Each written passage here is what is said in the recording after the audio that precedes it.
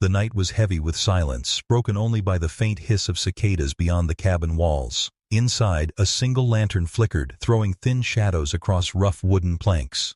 The air smelled of smoke and sweat, of damp earth and sorrow. But at the center of it all sat Dinah, bent over a piece of fabric, her needle moving with the speed of a heartbeat. Each piercing of cloth echoed like a secret strike, a rhythm not of mending, but of plotting. Her hands were steady, her eyes fixed. To anyone passing by, it might have seemed like ordinary work, a slave seamstress repairing garments late into the night. But this was no dress, no curtain, no blanket. Dinah's stitches did not aim to clothe or comfort. They were precise, deliberate, and sharp as knives. The needle gleamed in the lantern light, dipping in and out, tying fragments of rope into hidden seams. She paused, ran her hand along the rough threads, and tightened the knot until it bit into her skin. A faint bead of blood welled on her finger. She didn't flinch. She pressed the drop against the cloth, staining it, a single, silent offering. Outside, the wind rattled the shutters. Dinah's ears twitched at the sound, but her hands never stopped. Her breath was steady, her face expressionless. Only her eyes betrayed the storm beneath, eyes that had seen too much cruelty, eyes that carried the weight of lashes, hunger, and silence. She whispered under her breath, not quite a prayer, not quite a curse. They think this cloth is theirs, but tonight, it is mine. Her voice was so faint it was nearly swallowed by the night. Yet in that moment, the cabin no longer felt like a place of sorrow. It felt like a forge where thread and cloth became weapons. The lantern flame sputtered, and for an instant darkness swallowed the room. When the light returned, it seemed dimmer, as though the room itself conspired to keep her secret. Dinah pulled the thread taut, each stitch forming a pattern known only to her. She remembered the back that bled on this very floor after the whip. She remembered the sound of laughter from the master's house as she patched their gowns with trembling hands. Memory guided the needle more than skill. A mouse scurried across the floorboards. Dinah's eyes lifted, following its path. For a second she froze. The animal vanished beneath a crack. The silence rushed back in. She exhaled slowly, her chest tight. Every sound in the night reminded her of danger. If the wrong eyes saw her work, it would mean the lash, or worse. She bent forward again. Her lips moved without sound. Perhaps she was reciting names. Perhaps she was stitching vengeance letter by letter. The needle pierced faster now, her hand almost trembling with urgency. The fabric, once plain, was becoming something else, heavier, darker, alive with purpose.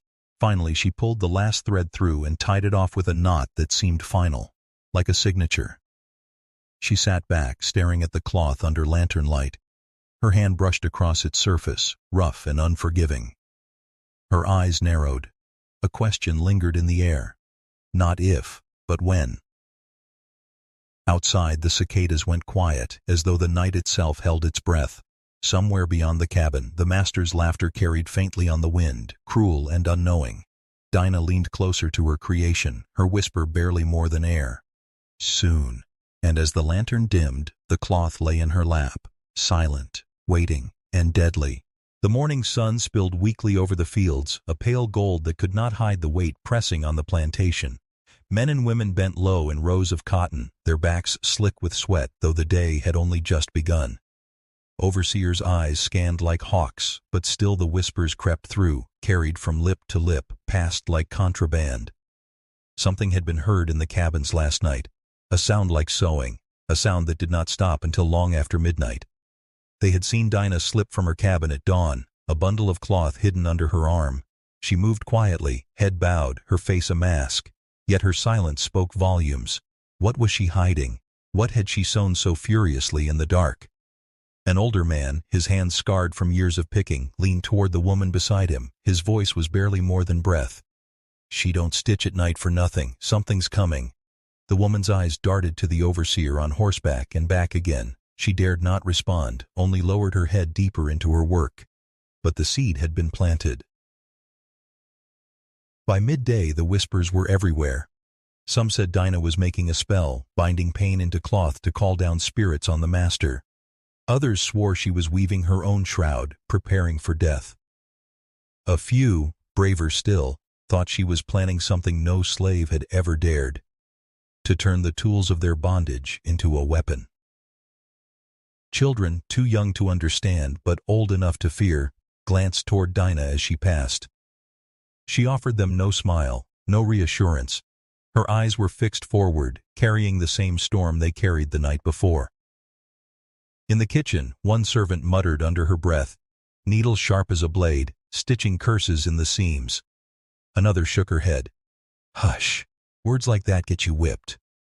Still, her eyes flickered with something between fear and hope. Hope was dangerous here. Hope could kill, yet the whispers spread like fire in dry grass. Even the overseer felt it. He noticed how the slaves glanced at Dinah when they thought no one was looking. He noticed how they fell silent when she entered the room. His suspicion grew, though he saw nothing but fabric and thread in her hands. Dinah herself said nothing. She let the rumors swirl, let the silence do her speaking. When asked about her late-night work, she simply lowered her head and replied, "Mistress asked for repairs." Her tone was flat, her gaze downcast. But inside, her mind was already 5 steps ahead. That night, in the cabins, the whispers rose again. A woman cradling her child murmured to the circle around her, "The spirits don't move without reason. Maybe she's chosen. Maybe the Lord himself gave her the pattern." The child stirred, whimpering in sleep, as if sensing the weight of the words. And still, through all the speculation, Dinah kept to her task. Alone, needle in hand, finishing the work no one dared to name. The night stretched on, heavy with unease.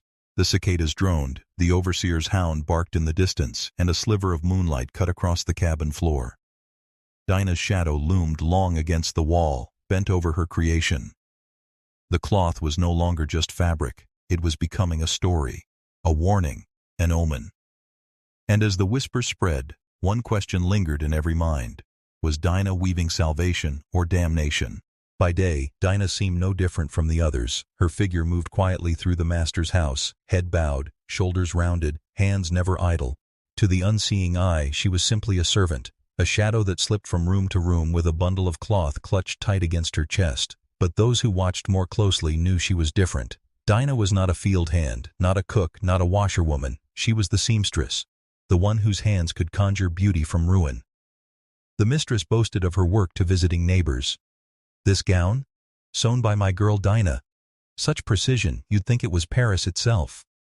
Dinah stood in the corner as those words were spoken, silent, invisible, her eyes fixed on the floor. Not one of them noticed the faint tremor of her jaw, the way her lips pressed thin to hold back what she could never say. Her skill had been forced into service since childhood. She learned at her mother's knee, long before her mother was sold away. Back then, the cabin had echoed with soft songs and whispered instruction. Keep your stitches small, knot the thread twice, never let a hem fray. Sewing was survival, her mother had said, and survival was all they had. When her mother was taken, Dinah kept sewing. She sewed until her fingers blistered, until her nails cracked, until her calluses grew hard as leather. Every patch she stitched for the master's family felt like a wound in her own flesh. Every curtain she mended seemed like another wall built between her and freedom. But Dinah was clever. She began to notice things others missed. The strength of rope when bound within cloth, the way knots could be hidden beneath seams, the silent power of thread stretched tight. Needle and fabric, she realized, could do more than clothe. They could bind, they could trap, they could kill. Still, she played her part. When called upon, she knelt at the feet of the mistress, pinning hems with careful precision. When the master demanded repairs for his prized coat, she worked through the night until every tear vanished as though it had never existed. Her reputation grew, the perfect servant, the flawless seamstress. Yet beneath that polished surface, another Dinah lived. A Dinah who stitched her rage into every hidden seam. A Dinah who remembered her mother's songs not as lullabies, but as war chants. A Dinah who knew her silence was not weakness, but camouflage. The others saw it in her eyes sometimes, that glimmer of something unspoken. Children would pause in their play when she passed, sensing the depth of her gaze. Older men muttered that she was different. Women whispered that she carried secrets stitched into her soul. Dinah gave them nothing. Not words, not explanations. Only her work, precise and unyielding.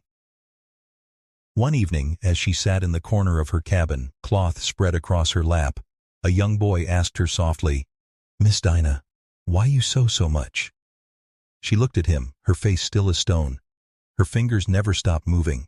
The needle pierced, the thread tightened, the cloth shifted.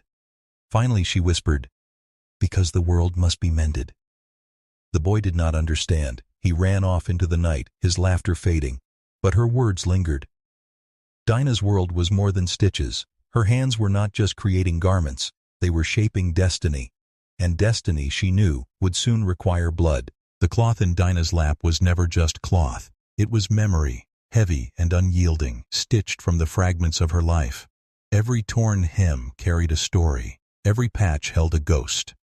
She remembered the first time she had sewn through blood. It was not a fine gown, not a master's coat, but the ragged shirt of a field hand beaten nearly to death. His back was split in ribbons, the fabric soaked scarlet.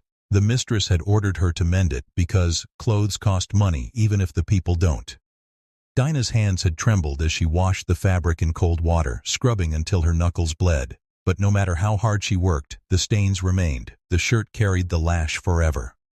From that day on, every garment she touched felt cursed. She stitched together sleeves still damp with sweat from endless picking. She patched trousers worn thin at the knees of men forced to kneel in punishment. She repaired shoes whose soles carried the dirt of 1,000 lashes worth of fields. Her needle was a witness to suffering, recording each blow in silent thread. At night, when she lay down on her pallet, she could still feel it. The texture of blood-stiffened fabric beneath her fingers, the rough scrape of rope fibers woven into clothing, the ache in her wrists after hours of pulling thread through cloth already rotting with misery. Sleep never brought peace. Her dreams were tangled with seams that refused to close, with stitches that split open to reveal wounds too deep to heal. Her rage began as a whisper, quiet as the hum of her thread, but it grew with each garment. She realized that the very skill they praised her for, her gift, as the mistress called it, was nothing but a cage. They clothed themselves in her work while her people wore rags. They feasted in silks she had crafted while she stitched in hunger. The imbalance cut deeper than any needle. One evening, Dinah sat mending the master's coat at the long table in the big house. The fire crackled, throwing light across polished wood and silver goblets. The master leaned back in his chair, watching her fingers dart in and out. "Ain't she something?" he boasted to a guest. "Best seamstress in the county. Could stitch the devil himself into a suit." Dinah did not lift her eyes, but inside, her stomach turned. If she could stitch the devil, she thought, then perhaps she could stitch his end as well. The thread pulled tight, and with it, an idea began to form.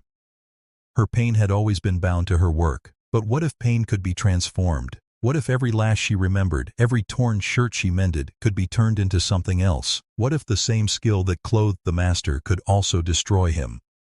Her needle flashed again in the firelight, and for the first time she no longer saw it as an instrument of service. She saw it as a blade, sharper than any whip, deadlier than any chain. Dinah's lips pressed into a thin line. The stitches closed neat and perfect, but her mind was wide open, running with possibility.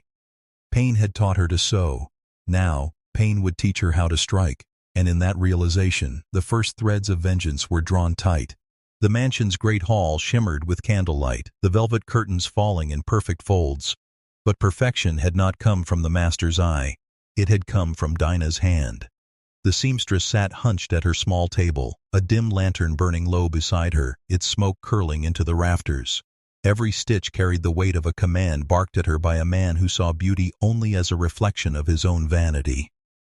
"Dinah!" his voice boomed through the doorway. "This hem drags. Fix it. I will not have my guests whisper that I dress like a pauper." Dinah did not lift her eyes.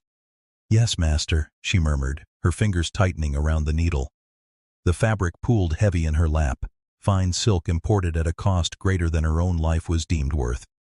As her hands worked, her mind traveled elsewhere. With each puncture of the needle, she stitched not only the fabric, but memory. She remembered her mother's cracked voice singing in the fields. She remembered the night her brother was whipped until the earth turned dark with blood. Each stitch became a knot of grief, a knot of rage. Her master strutted across the floor, admiring himself in the tall mirror framed with gold. He traced the lines of his suit, already flawless, yet his vanity demanded constant reassurance. "Do you see, Dinah? Even the governor's wife envies these garments. They all know I command not only wealth but refinement." Dinah's eyes flickered to his reflection, catching the gleam of pride in his smile. For the briefest moment her needle paused. She wondered, did he ever notice that every thread binding his precious garments was pulled by her hands? Did he not see that his grandeur was built upon her silence? "You'll finish the banners tonight," he said suddenly, his voice sharp. "The guests arrive at dawn, and I want them to see my crest hanging above the hall." Her jaw clenched. "Yes, master." Hours dragged like chains. The other servants slipped away into the night, but Dinah remained, her fingers raw from labor. She sewed until the moon sank low, until her lantern sputtered and threatened to die. In that darkness, her heart whispered words her mouth dared not speak. "Every stitch is yours, Mama. Every knot is yours, Josiah. Every thread is memory." Her needle gleamed as if alive, catching the flame's faint light. She imagined the cloth not as drapery, but as a shroud, its beauty concealing its deeper purpose. Her rage, quiet and steady, was no longer just a feeling. It was craft, it was design, it was weapon. When at last the master returned to inspect the work, he swept his hand across the banners and nodded. "Flawless, Dinah. You understand what it means to serve a man of stature." She bowed her head, masking the heat in her eyes. "Yes, master." But as he turned away, she let her gaze linger on the flowing crest stitched into the banner. Every line of its embroidery held more than his vanity could ever guess. It carried memory, it carried grief, and it carried the first threads of vengeance. The lantern hissed, the last flame licking the air before it dimmed. In the shadows, Dinah's eyes did not blink. Her work was not done. The mansion lay silent, its windows glowing faintly like watchful eyes in the night. Down in the quarters, where wood creaked and smoke lingered, Dinah sat among the other enslaved women. Her needle rested idle for the first time in days, but her thoughts were sharper than ever. They gathered close around the fire, their voices low, carrying the weight of secrets that could cost lives. Ruth, older and bent from years of picking cotton, leaned toward Dinah. "You've been working through the night. Tell me, child, what you sew in the dark. It ain't just cloth, is it?" Dinah's eyes flicked toward the cabin door, listening for footsteps. Only the distant bark of dogs cut the silence. She whispered back, "Every stitch I make I remember. Mama's song. Josiah's blood. I ain't sewing for him no more. I'm sewing for us." The firelight caught the shine in her eyes, and for a moment the women saw not a weary seamstress, but a figure carved from iron. Silence followed, broken only by the crackle of wood. One of the younger girls, barely 16, leaned closer. "But Dinah, if they catch you—" Dinah's voice turned steady, almost too calm. "They won't. He don't see me. To him, I'm just hands, just a tool. He'll never look close enough to see what's hiding in the cloth." The women exchanged looks, fear mixed with awe. They had all carried dreams of freedom, but most had learned to bury them deep. Dinah, however, was dragging those dreams back into the open, thread by thread. Outside, a cold wind rattled the shutters. Dinah reached into her small wooden box, pulling out scraps of fabric dyed deep red. She laid them across her lap. "This ain't for drapes, this ain't for gowns, this is for him." Her voice carried a weight that silenced the room. The women understood. The fabric was no longer cloth. It was a symbol. It was the seed of rebellion. Ruth crossed herself, whispering, "Well, Lord protect you, girl." Dinah did not answer. Her fingers brushed the fabric as if it were alive. She thought of her master's arrogance, of the way he admired himself in mirrors without ever glancing at the people who made his splendor possible. She thought of the nights spent sewing until her eyes blurred, her hands blistered, and she thought of how that same skill, once forced upon her, could be turned into the sharpest blade. She rose from the bench and moved to the small window. Beyond the glass stretched the plantation fields, pale under the moonlight. Dinah stared at them, as though the earth itself could hear her vow. "They made me a seamstress," she whispered, "but I'll make myself a weapon." The fire in the hearth crackled louder, throwing her shadow against the wall, tall, commanding, unbroken. The others said nothing, but in the silence a shift passed between them. Fear had always been their chain. Now, Dinah's resolve was the first crack. And as the night deepened, the question hung unspoken. What exactly was Dinah sewing, and when would the master finally see it? The dawn broke pale and thin, its first light spilling across the cabins like a reluctant blessing. Dinah had not slept. Her hands moved restlessly, even without needle or cloth, as if they could not forget the rhythm of stitching. The night's whispers still echoed in her ears. Every woman in the cabin had felt it. A shift, a stirring. Yet Dinah's heart was not at ease. Rage alone was not enough. Memory had to be shaped, sharpened, turned into something her master would never see coming. She reached for her sewing box, running her fingers over the scraps of fabric inside. Each piece told a story, a strip of linen stained with her brother's blood, pressed into her palm the night they buried him in secret, a frayed corner of her mother's headscarf, hidden away like contraband. To any other eye, these were rags. To Dinah, they were relics. They were the proof of pain, the proof of lives erased. As she touched them, she whispered names under her breath like a prayer stitched into the silence. Mama, Josiah, Ruth's boy, the girl they sold downriver. Her lips trembled, but her eyes hardened. Her needle was waiting. Dinah drew out the crimson cloth she had chosen the night before. It gleamed in the morning light, red as a wound. Slowly, carefully, she threaded the needle. With each pierce of the fabric she sewed, not for beauty, not for vanity, but for memory.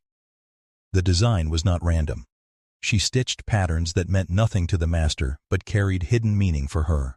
Knots in the thread marked the lashes of a whip. Curved lines recalled the iron shackle around her mother's ankle. A spiral closed tight upon itself, symbolizing chains that could strangle. To the master it would be another banner, another token of his grandeur. To Dinah it was bloodcloth, a tapestry of every wound, every injustice, every scream swallowed into silence. The door creaked open, and Ruth stood there, her face weary but watchful. "Child, you been at it since nightfall. You gon' break yourself."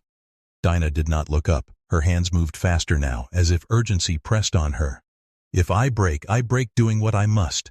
This cloth, it ain't just mine. It's all of ours." Ruth's gaze softened. She stepped closer, touching the edge of the banner. Her eyes widened as she traced the pattern with her fingers. "Lord help us. This ain't just sewing. This is a story." Dinah's jaw tightened. A story he'll never understand until it's too late. Ruth shivered, half in fear, half in awe. She knew then that Dinah's plan was not just a dream whispered by firelight. It was real, tangible. Thread by thread, it was becoming a weapon. Outside, the plantation stirred to life. The bell rang, the overseer's voice cracked across the yard, and the dogs barked in restless circles. But inside the cabin, Dinah worked on, her needle striking the cloth like flint against stone. The banner grew larger, heavier, charged with memory. And with each stitch, the air in the cabin thickened, as though even the walls understood what was being born. The bloodcloth was no longer just fabric. It was prophecy. The master's halls gleamed with wealth, chandeliers dripping light, carpets muffling footsteps, portraits of ancestors staring down with cold eyes. Yet in the corner, almost invisible, sat Dinah, hunched over her frame of fabric. To the guests who passed, she was nothing more than furniture, a shadow bent over her work. But her needle carried secrets sharper than any blade. The banner stretched wide across her lap. At first glance, it displayed the master's crest, a symbol of power stitched in bold golden thread. It shimmered like fire when the sun hit it. He would boast of it, no doubt, as proof of his refinement.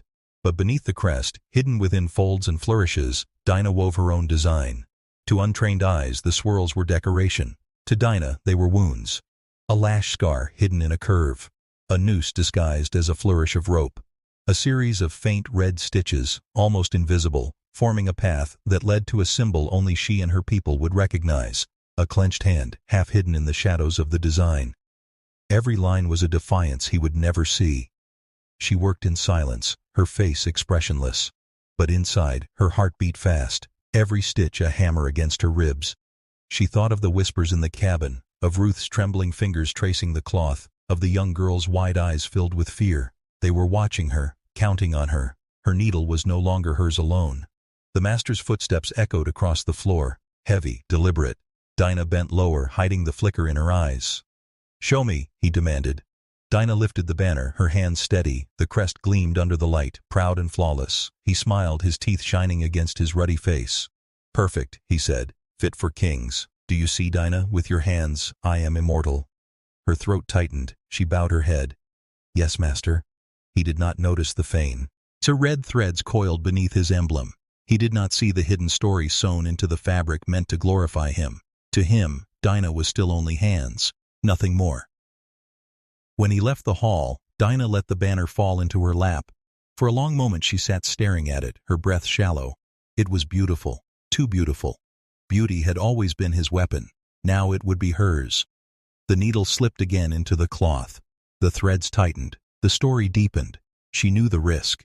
If he ever noticed, if he ever suspected, her punishment would not end in the whip. It would end in the earth. And yet she could not stop. The hidden design was more than rebellion. It was memory turned into prophecy, and prophecy turned into trap. The lantern sputtered in the corner, throwing her shadow large against the wall. Her figure looked taller than it was, darker, as though another presence stood behind her, guiding her hand. By the time the cloth was finished, the master would hang it high, proud above his guests. And only then would he see, too late, what Dinah had truly stitched. The plantation swelled with noise in the days leading to the feast. Wagons rattled through the gates, bringing barrels of wine, crates of sugar, and fine meats wrapped in cloth. Servants hurried back and forth, scrubbing floors, polishing silver, filling the air with the smell of soap and sweat. The master strode through it all like a king awaiting his coronation. "This house will dazzle," he proclaimed to his overseer. "Not a guest will doubt my power, my refinement.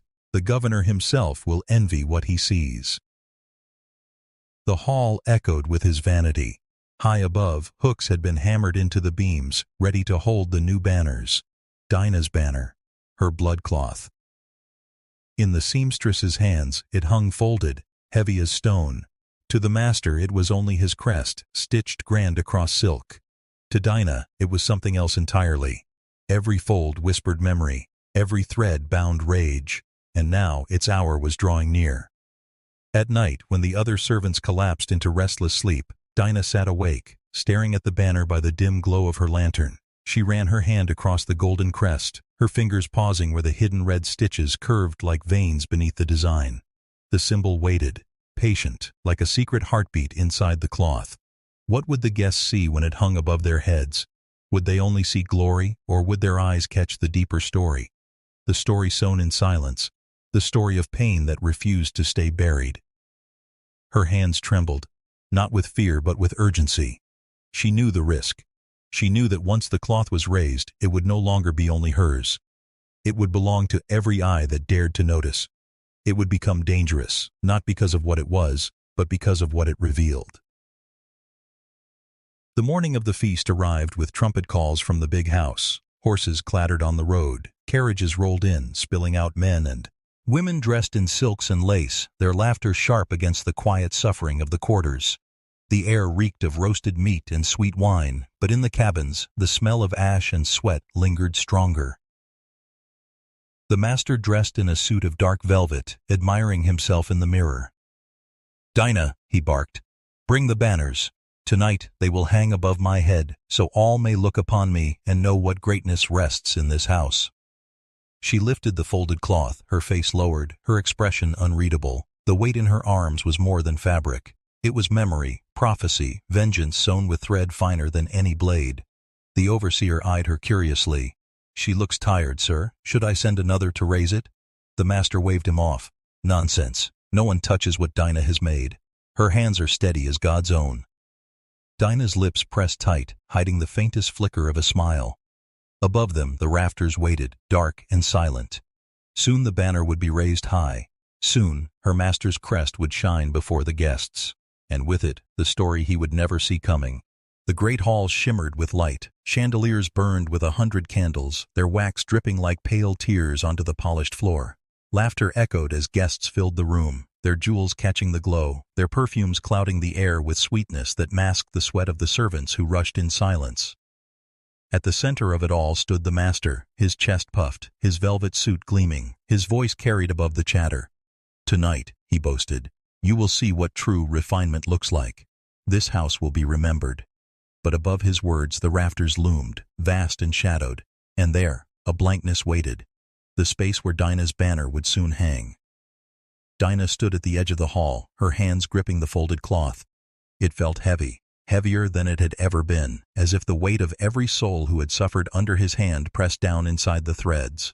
The laughter of the guests rang hollow in her ears. All she could hear was the rhythm of her own breath, the soft thrum of blood in her veins. The master raised his glass. "Raise the banner!"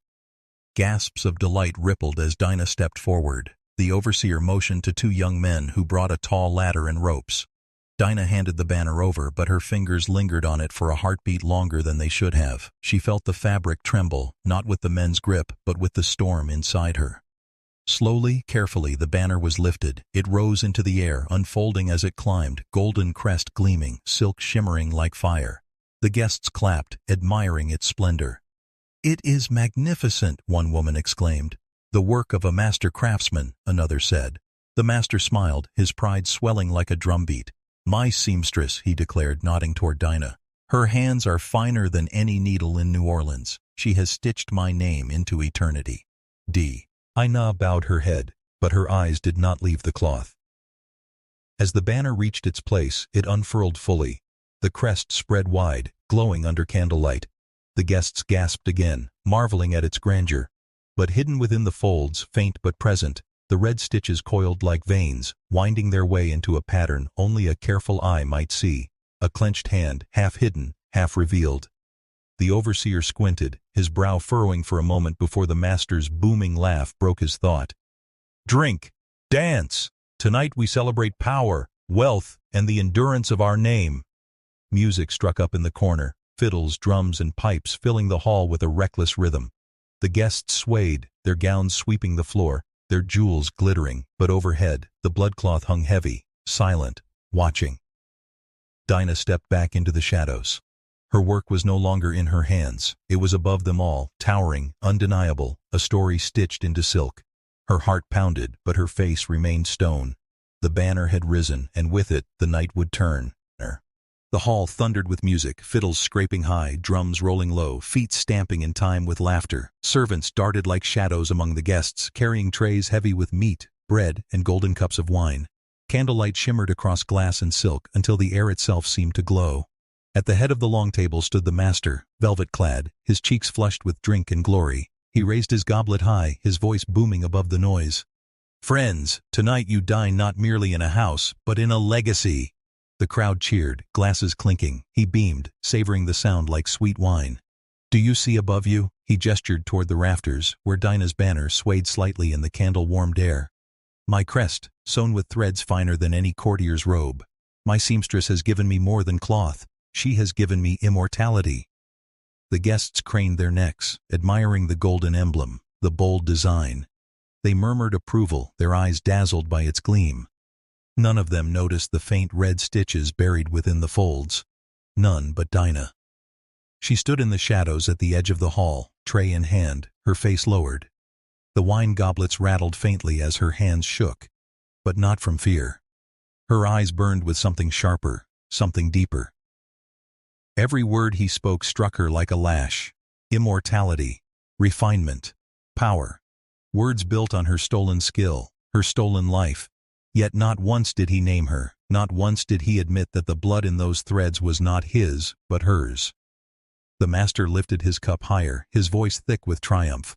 "Let us drink to endurance, to the mark of a family that shall never fade." The guests roared their approval, raising their glasses, their laughter tumbling like waves against the walls. But the banner hung still, its shadow stretching across the hall like a hand waiting to fall. Dinah's gaze fixed on it, her lips whispering silently, "Not endurance, reckoning." A guest flushed with wine leaned toward the master. "This cloth, where did you find such craft? Surely not from a slave's hand." The master laughed, a sound as sharp as a whip. "Ah, but it is. Even the lowest among us may be polished into usefulness. Her hands obey, and through them I command beauty itself." The hall erupted in laughter, cruel and careless. Dinah's fingers tightened on the tray until her knuckles whitened. Her heart pounded against her ribs, but her face remained stone. She knew then what the banner had become, No longer just cloth, no longer just memory. It was a mirror. And soon, it would reflect not his glory, but his ruin. The master drained his goblet and slammed it down, his voice booming. To me, to my house, to all who stand beneath my crest. The guests shouted back, raising their glasses to the rafters, never noticing the story stitched above their heads. Dinah's eyes glimmered in the dark. The toast had been made. The trap was ready. The music swelled, but beneath its bright notes lay an edge, a tremor in the air that only Dinah seemed to feel. The hall spun with laughter, the clatter of plates, the ringing of goblets, yet every sound pressed on her ears like thunder, too loud, too hollow. She kept her eyes fixed on the banner. It swayed gently with the draft, its folds shifting like breath, its hidden threads glowing faint red in the candlelight. Guests drank deeply, their voices slurred with indulgence. The overseer barked at the servants to move faster, to pour more wine, to keep the feast flowing like a river. But when he glanced up again, his brow furrowed. Something in the banner's pattern tugged at him, though he could not name it. Dinah saw his pause. Her heart clenched, but her face remained calm. She stepped forward, placing another tray of wine before the guests, her eyes lowered. The overseer shook his head and turned away, muttering under his breath. The moment passed, but Dinah knew. Her work had not gone unseen. At the master's end of the table, a hush fell as he stood again, flushed with pride, drunk on his own reflection in the guests' eyes. "Do you feel it?" he roared. "This house lives, this house breathes. My crest above you is not mere silk. It is destiny, sewn with the skill of my hands, my bloodline." Laughter and applause filled the air. But above, the banner shifted again. For a heartbeat, the folds parted just enough for the hidden design to emerge. A fist, clenched tight, outlined faintly in crimson. One of the governor's men squinted, pointing. "Strange detail, is it not? Almost looks like—" He trailed off, chuckling, shaking his head. "Never mind. The wine plays tricks on my eyes." But Dinah heard him. Her pulse quickened. The snare was working. The cloth was whispering, drawing eyes where they should not look. As the night deepened, the air in the hall grew heavy. Sweat dampened collars, laughter faltered into uneasy chuckles, and yet no one could say why. The music stumbled, the fiddler's bow slipping against the strings. Above them, the banner swayed harder now, the draft carrying it like a pendulum. Dinah stood in the shadows, her lips tight. She could feel the shift, the same way the women in the cabin had felt it by firelight, a weight pressing in, silent but certain. A guest, drunk and bold, leaned back in his chair and laughed toward the ceiling. "Fine work indeed. Yet tell me, does that red thread mean anything? Seems almost like blood." The hall quieted for a moment. All eyes flicked upward. The master's grin faltered, just for a breath, before he barked a laugh. "A trick of the light. My seamstress knows her place. There is no hidden meaning in her work, only beauty." The guests laughed nervously, clinking their glasses again. But the unease lingered, sharp as a blade left under velvet. Dinah watched the master laugh, his pride louder than the truth swaying above his head. She knew now the moment was close. The cloth had begun to speak. Soon it would shout. The hall's rafters loomed higher than the laughter, stretching like black ribs across the ceiling. Candlelight licked their beams, throwing crooked shadows down upon the guests. For hours they had drunk and feasted, but now the air seemed to thicken, wine turning bitter on the tongue, food tasting of ash. Dinah stood at the edge of the room, tray in hand, her eyes never leaving the banner. It no longer looked like mere cloth. Its folds, heavy with thread, seemed alive. The crimson seams pulsed faintly in rhythm with the firelight, each sway whispering a secret. One of the guests shifted uncomfortably in his chair, tugging at his collar. "Is it colder in here?" he muttered. His wife pressed a hand to her chest, glancing at the rafters as though something moved there. The fiddler's bow screeched across the strings, breaking into silence. The sudden hush spread like a crack across the room. Every eye tilted upward. The banner hung still, yet the shadows above it wavered. Long, stretched figures seemed to crawl along the beams, shapes that had not been there before. The governor's man stood abruptly, squinting. "I swear I see faces in the cloth," he said, staring down at us. A ripple of unease traveled the length of the table. Forks clinked against plates, chairs scraped. The master slammed his goblet on the wood. "Fools! Drunk eyes see ghosts in the smoke. My hall is not haunted. It is glorious. He raised his arms to the rafters, his voice booming. See the crest above you. It proclaims my name, my dominion. Yet even as he spoke, the banner stirred again. Slowly, deliberately, its folds parted, and the red stitching bloomed wider, clearer, as if the fabric itself had bled. What had been mistaken for ornament now resolved into a pattern unmistakable, a shroud, winding tight around a faceless figure. Gasps erupted. Someone crossed themselves. Another man way, spared, a death cloth. The word hung like smoke. Dinah's hands trembled around the tray, but she did not look away. This was the moment she had sewn for. The snare was no longer hidden, it was tightening. The overseer's face had drained of color. He remembered his earlier pause, the unease in his chest. Now he stepped forward, pointing at Dinah. You there? Seamstress, what trick have you played? The master turned, rage boiling in his eyes. He lurched toward her, grabbing her wrist so hard the tray clattered to the floor. Answer him! What have you stitched into my banner? Dinah lifted her chin, the shadows above stretching longer across her face. She said nothing. Her silence spoke louder than words. Behind them, the rafters groaned as though something heavy shifted among the beams. Guests shrank back from the table, murmurs rising into fear. A gust of air swept through the hall, snuffing 2 candles, and for a heartbeat, the banner seemed to writhe like a living thing. The master's grip faltered. He looked up, finally, truly looking, and for the first time that night, pride drained from his face, leaving only dread. The rafters whispered. The snare was closing. The hall, once roaring with laughter and music, collapsed into silence so heavy it seemed to press against the chest. Every guest sat frozen, eyes darting between the master and the banner overhead. The only sound was the restless groan of the rafters, wood shifting like bones under strain. The master released Dinah's wrist, his fingers trembling despite the anger in his eyes. He drew himself tall, forcing a sneer. Enough of this nonsense. Eat, drink, and remember whose table you sit at. His voice cracked at the edges, betraying the unease beneath his command. But no one lifted a fork, no one raised a goblet. The wine sat untouched, its surface quivering as though disturbed by something unseen.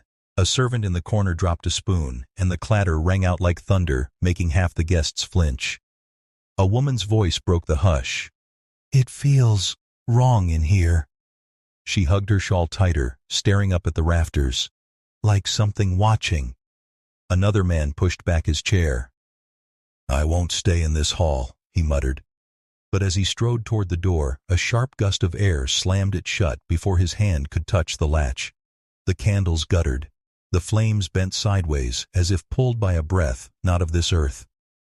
Dinah stood still among them, her silence unbroken, her eyes glinting with a fire no guest could name. To them she was only a seamstress, but tonight she was something more. The keeper of the hall's secret heartbeat. The overseer, beads of sweat rolling down his temple, took a hesitant step closer to the master. Sir, that cloth, it is no banner. I told you before, there's death in it. The master rounded on him, spit flying with each word. Coward, you shame yourself before my guests. He gestured wildly to the banner above. It is nothing but fabric, thread, and cloth. But the banner itself seemed to rebel at his denial. It shuddered, swinging without wind, the crimson threads catching the candlelight like veins lit from within. For a brief, terrible moment, the shape of a hooded figure appeared in its folds, a faceless form strung up, dangling from the rafters. Gasps turned into cries. A child whimpered. One guest clutched his chest and whispered a prayer. The room no longer smelled of roasted meat and spiced wine. The air reeked faintly of iron, of something old and rusted. Dinah finally moved. She bent to pick up the tray she had dropped earlier, setting it aside with quiet precision. Then slowly she raised her eyes to meet her master's. No words left her lips, but her gaze carried the weight of every stitch she had ever sewn, every lash she had endured, every command barked at her like she was less than human. The master faltered, his hand lowering from the air. For the first time he seemed uncertain of his dominion. The silence around him was no longer obedience, it was judgment. And above them, the rafters groaned louder as if ready to break. The feast was over. The reckoning had begun. The rafters shivered again, louder this time, like a warning crack before the storm. Every guest craned upward, breath caught in their throats. The banner hung heavy, its threads alive with some invisible current swaying through no wind dared cross the hall. Dinah stood motionless in the shadows, her presence as steady as the stitches she had woven. Her silence was louder than the master's orders. Her hands rested at her sides, but her eyes remained fixed on the cloth, as though willing it to speak the truth she had sewn into it. The master, red-faced and unsteady, thrust his goblet into the air. "It is nothing," he barked. "My hall is strong, my banner is glory, you quake like children before shadows." But the words, meant to steady the room, fell dead on the floor. The overseer's voice cut through the dread, raw and trembling. "Sir, the cloth was not made for glory. Look closer. Look at what she's done." The master spun on Dinah, his jaw tight. "What trickery is this, girl? What filth have you sewn into my hall?" Dinah raised her chin, her lips finally parting. Her voice was soft, yet it carried across the silence. "Not trickery. Memory." A murmur swept the room. Guests exchanged uneasy glances. One man whispered, "Memory of what?" Dinah's gaze shifted upward to the banner. As though answering her, the cloth twisted with the groan of the beams. The red seams tightened, forming the unmistakable outline of a noose, its loop suspended in the firelight. The folds of fabric seemed to choke a phantom throat, a body swinging invisible in its grasp. Screams erupted from the table. A woman stumbled backward, knocking over her chair. "It's cursed!" she cried.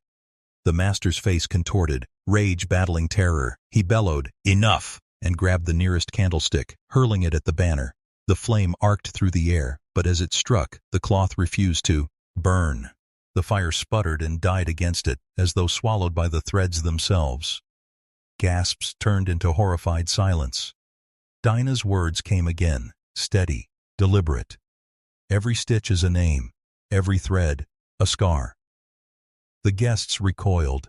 Some pressed hands to their mouths, realizing the truth that had been hidden in plain sight.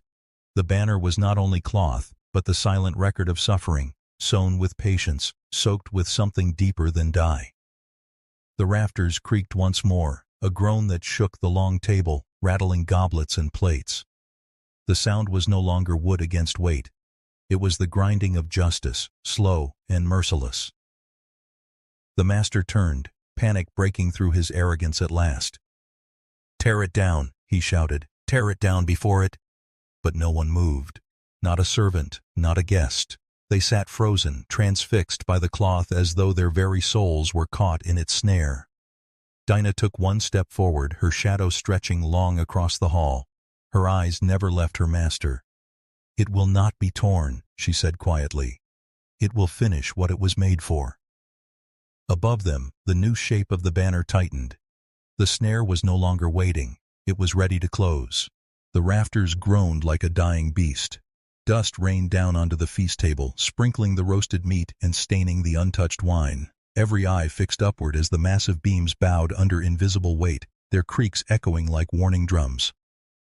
The banner twisted violently now, no longer swaying but writhing. Its folds constricted into the clear outline of a hanging shroud, the noose taut, dangling over the master's chair.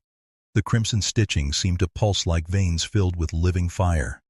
A guest screamed and bolted for the door, only for the heavy oak to slam shut on its own, rattling in its frame as if held by unseen hands. Panic surged through the hall. The fiddler dropped his bow. Women clutched children to their skirts. Men fumbled at belts for knives, though none dared raise them toward the thing above. Dinah stood still, her breathing slow, her gaze steady. In the chaos, she alone was unmoved, as though the collapse itself was an answer to a prayer she had whispered for years. The overseer stumbled forward, pointing a trembling finger at her. "She's done this. She's cursed us all." But Dinah did not flinch. Her voice rang clear, sharper than the panic around her. "I sewed what was given to me.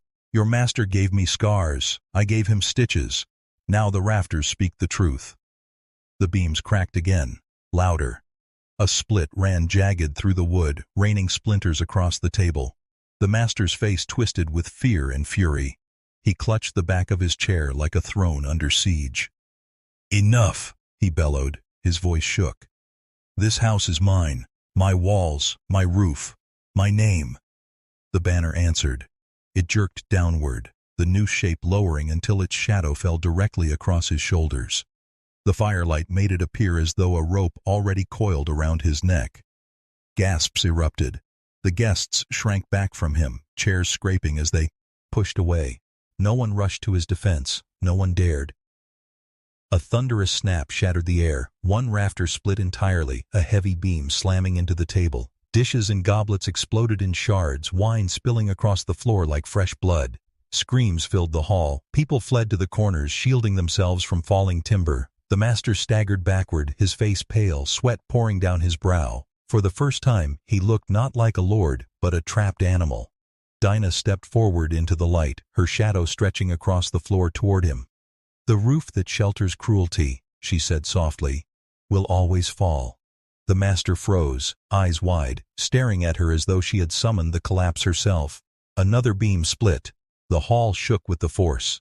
The banner whipped violently, the noose tightening as if an unseen hand pulled it taut. The master stumbled beneath it, and every guest saw it. The shadow rope, hanging, waiting. The collapse had begun, and the snare was closing around his throat. The hall shook as if the earth itself had risen to judge. Dust poured from the rafters, coating plates of untouched food, turning the master's grand feast into a graveyard of splinters and ash. The banner above writhed violently, no longer cloth but a living snare, its folds coiling into the unmistakable shape of a rope tightening for judgment.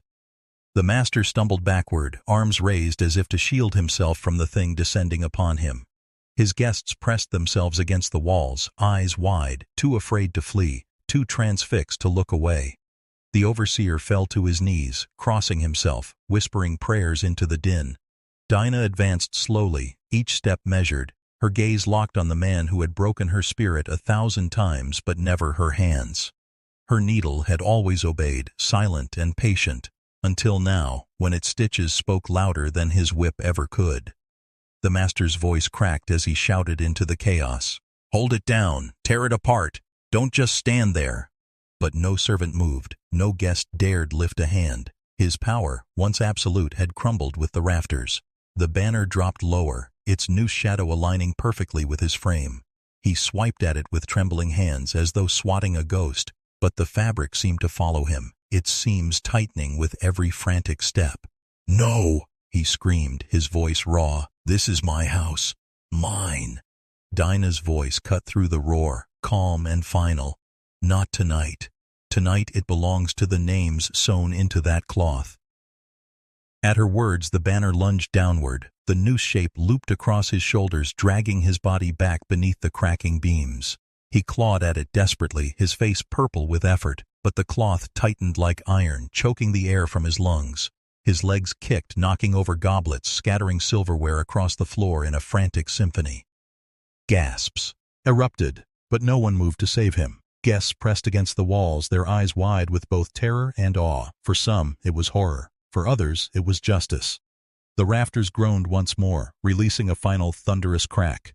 The master's chair shattered under the weight of falling timber as the banner pulled him upward, suspending him before all who had once cowered at his table. His body writhed, then stilled, the red stitches framing him like a grim portrait. Silence followed, a silence thicker, heavier than any feast song could ever fill. Dinah stood in the center of the hall, her hands folded before her, eyes unblinking as she bore witness to what she had sown. The air reeked of dust, smoke, and iron, and yet to her it smelled of release. One woman whispered in the corner, trembling, "It's not cloth, it's a curse." But another voice, firmer, replied, "No, it's justice."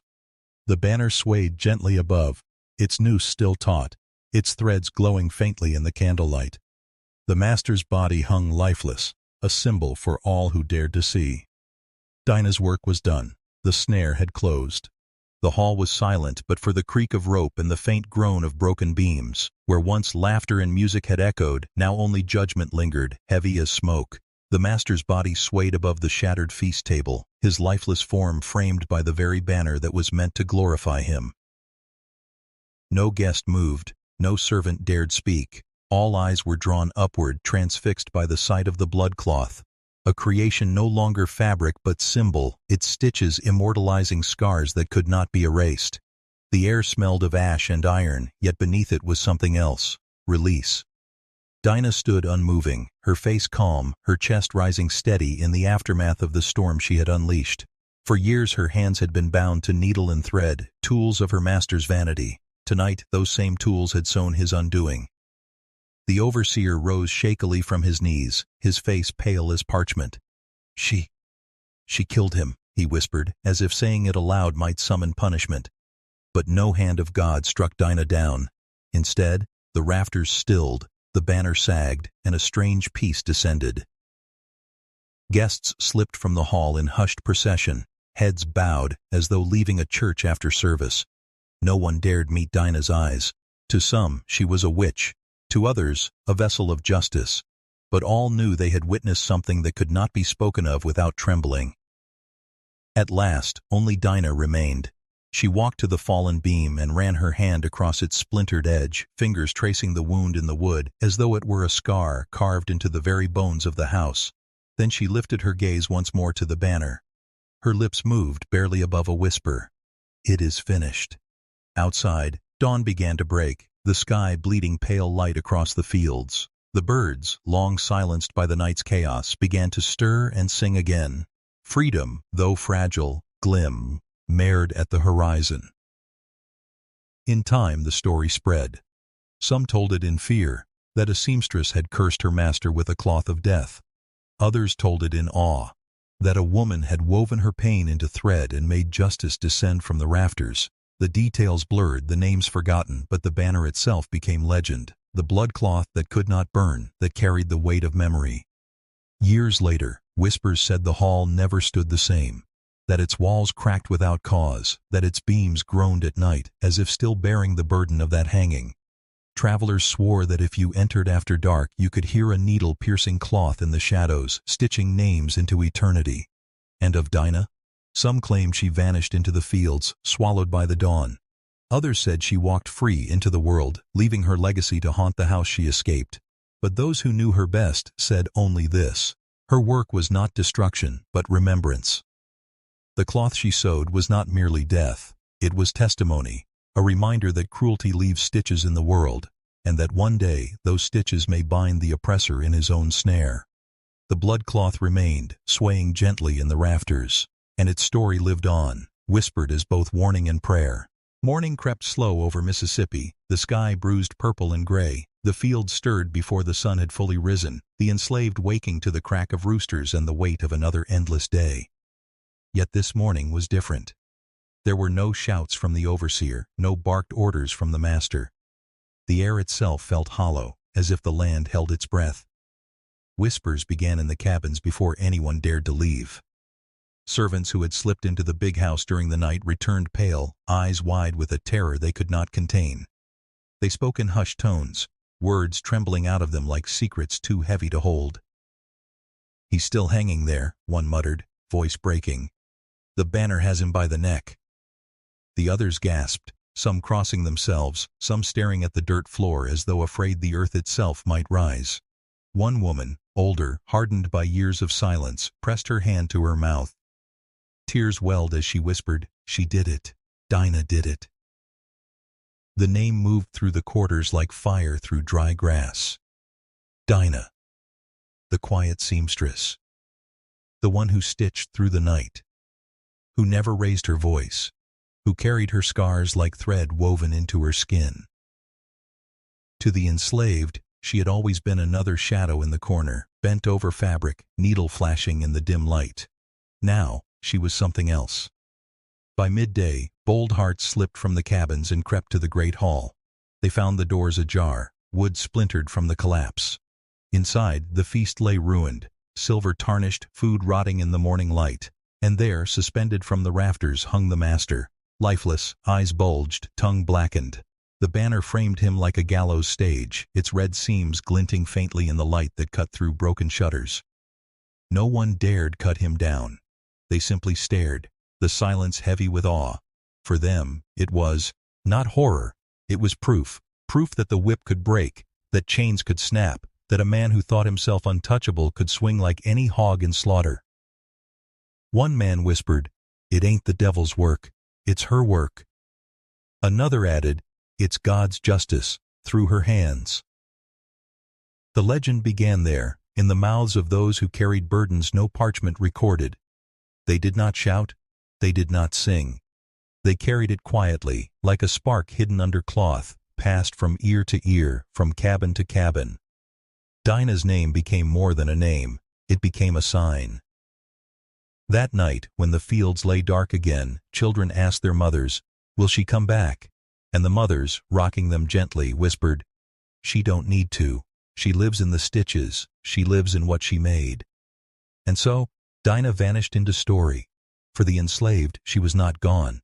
She was present in every whispered prayer, in every glance toward the big house, in every thread pulled through fabric late at night. Her master's death was not just an ending, it was a message sewn into time. Cruelty bleeds, and stitches remember. The days that followed carried a strange stillness across the plantation. The master's body was finally cut down, buried without hymn or honor, the earth swallowing him in silence. Yet though the soil closed over him, whispers refused to die. His grave was shallow, but Dinah's name ran deep. The overseer, shaken and fearful, tried to restore order. He barked at the enslaved, swung his whip in the fields, but there was a tremor in his hand, a break in his voice. The lash struck softer. His cruelty felt brittle, as if at any moment it might snap like old leather, for even he had stood in that hall, had seen the banner twist like a noose. Even he had felt the weight of a woman's defiance stitched into cloth. At night, when fires flickered low and children lay restless, the elders began to speak. They told the story of Dinah not as gossip, but as scripture. "She stitched her pain into the cloth," one said, voice like gravel.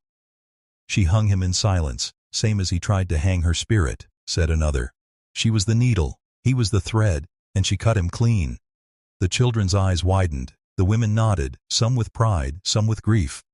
For they all understood the cost of what Dinah had done. She had not escaped, she had not run free. Her body might have been lost to the night, hidden by shadows or swallowed by swamps. Yet her presence was larger now than any chain could bind. In the cabins, scraps of fabric became talismans. Old rags torn from worn dresses were stitched with red thread whenever it could be found. Not banners, not gowns, but small, secret seams. Each stitch carried meaning. Resistance hidden beneath the hem of a skirt. Hope tucked into the lining of a shirt. To wear red thread was to remember her. The fields, too, felt changed. Rows of cotton, endless and white, had always bent the back and drained the spirit. But now, every stalk seemed to whisper with wind, "Dinah, Dinah, Dinah." The sound carried through sweat and labor, a chant unspoken but alive in every breath.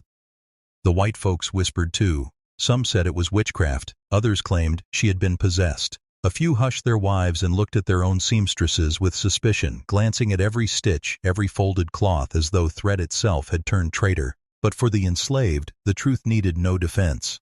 Dinah was no witch. She was no demon. She was what they all longed to be, a hand strong enough to strike, a spirit unbroken enough to leave a mark. Seasons would turn, masters would change. But in the hush of the night, when the work was done and the fires burned low, her story lived on. And so the plantation, once only a place of suffering, now held a hidden shrine in the hearts of its people. Not a church with walls, but a memory stitched in red. Dinah had vanished into shadow, yet in the ashes of cruelty, she became a legend that no fire could consume.